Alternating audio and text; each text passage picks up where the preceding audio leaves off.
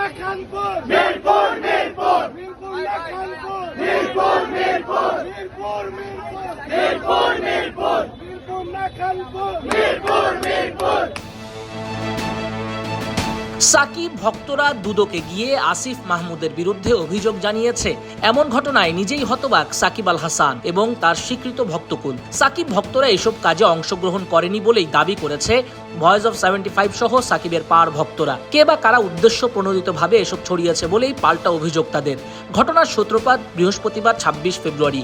দুদক সূত্র জানায়, বৃহস্পতিবার দুপুরে হঠাৎ করে 20-30 জনের একটি দল সাকিব আল হাসানের পক্ষে স্লোগান দিতে দিতে দুদক কার্যালয়ে জড়ো হয়। পরে তারা অভিযোগ জমা দেয়। এ ঘটনা আরো বিস্তরভাবে প্রকাশ পায় আসিফ মাহমুদ পাল্টা বক্তব্য দিলে। এনসিপির মুখপাত্র আসিফ মাহমুদ বলেন, সাকিব আল হাসানকে খেলতে না দেয়ায় মব সৃষ্টি করে দুদকে অভিযোগ জানানো হয়েছে। দুদকে আমার বিরুদ্ধে কোনো অভিযোগ প্রমাণিত হলে যে কোনো শাস্তি মেনে নিতে প্রস্তুত আছি।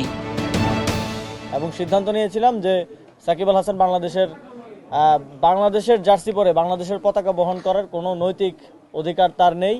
এখন সেটা যদি দুর্নীতি হয়, কাউকে যদি খেলতে না দেওয়া দুর্নীতি হয়, তাহলে সেটার জন্য আমার শাস্তি হোক, আমার কোনো সমস্যা নেই। অন্যদিকে সাকিব আল হাসানের স্বীকৃত শীর্ষ ফ্যান গ্রুপ ভয়েস অফ 75 সহ সাকিব ভক্তদের দাবি, পরিস্থিতি ঘোলাটে করতে কোনো একটি পক্ষ উদ্দেশ্য প্রণোদিতভাবে এসব করাচ্ছে। এ ঘটনায় সাকিব ভক্তরা কোনোভাবে জড়ায়নি বলেই ইঙ্গিত তাদের। সবকিছুই ষড়যন্ত্রের অংশ। কানাডায় থেকেও সাকিব আল হাসান যেভাবে বাংলাদেশে হত্যা মামলার আসামি হয়েছিল, ঠিক তেমনি ভাবে দুদকের আজকের ঘটনায় সাকিব আল হাসানের ভক্তদেরকে দোষারোপ করা হচ্ছে। অতীতে সাকিব কার ইশারায় কার কারণে দেশে আসতে পারেনি সেটা দেশের মানুষ ভালো করেই জানে। এবারও হয়তো তারা এমন একটি পরিবেশ তৈরি করতে চাচ্ছে যাতে সাকিব আল হাসানের দেশে আসাটা না হয়। তো এটা কারা করছে, কার ইশারায় হচ্ছে, এটা আপনারা ভালো করেই জানেন। গ্রাম বাংলায় একটা কথা আছে, যার বিয়ে তার খবর নাই, পাড়াপড়শির ঘুম নাই। সাকিব আল হাসানের ভক্তরা নাকি দুর্নীতি দমন কমিশন দুদকে অভিযোগ করছেন আসিফ মাহমুদ সজীব ভুঁইয়ার ব্যাপারে দুর্নীতির।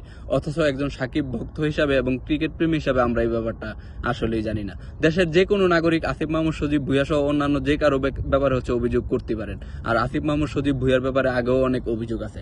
সেই জায়গা থেকে কেন সাকিব আল হাসানের নাম টানা হলো? সাকিব আল হাসানের কোনো ভক্তরাই কাজ করেনি।